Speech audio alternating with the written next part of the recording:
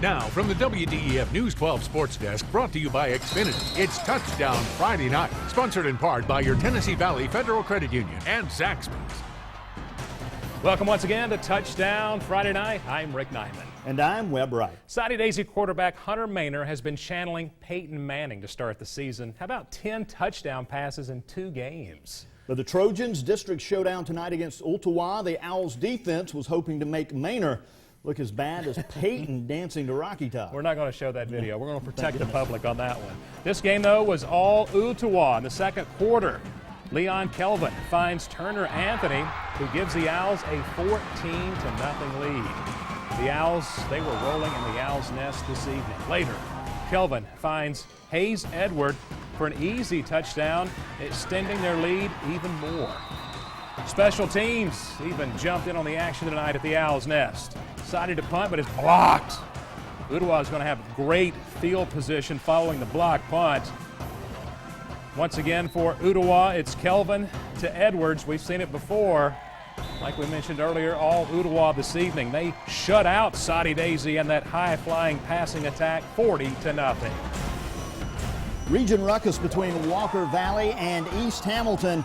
Saddle up, Mustangs. You can't ride into a hurricane, but apparently you can kick into one.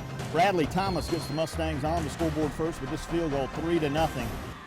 Then East Hamilton answers right back with Kendall Henderson. He scampers through the Mustangs for a 22-yard touchdown. The PAT was no good, so it's 6-3 Hurricanes. About 10 seconds before halftime, and it's Thomas again for Walker Valley. This field goal barely gets over the crossbar, but that tied the game at 6 at halftime. East Hamilton, however, goes on to win it by a final of 19-13. Taking a look at the scoreboard, it was Boyd Buchanan and Franklin Road Academy. They are in overtime, tied at 21. Copper Basin over Silverdale Academy, 34-21 is the final. Elsewhere, Davidson with a 50-19 win over Grace Academy, and Marion County all over Whitwell, 33-6. With 15 starters back this season, East Ridge was picked as one of the co-favorites to win their district this year. But the Pioneers had a tough district opener tonight as they took on an improved Central team. We get to this one at the half. East Ridge is up 3-0. First snap of the third quarter, Central coughs it up. Loose football. Monquel Hughes on the recovery for East Ridge. Good field position for the Pioneers. They try to cash in. JoJo Tillery for the end zone, but the pass is picked off by D.J. Baxter for the Purple Pounders. Still 3-0 third quarter. JoJo Tillery to pass, and it's snuffed out by Jamal Metcalf. He returns to the 27. Have you noticed a theme in tonight's game? Central forced to try a field goal, and they fumble the snap. Purple Pounders come up empty. East Ridge holds on to win it by that final of 3-0.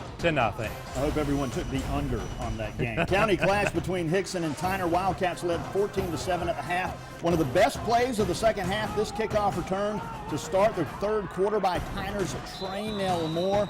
Shortly thereafter, Tyner coughs it up, and Justin Nicholson's going to recover for Hickson. 2 plays after that, Hickson is going to return the favor, coughing up the football, and Tyner recovers.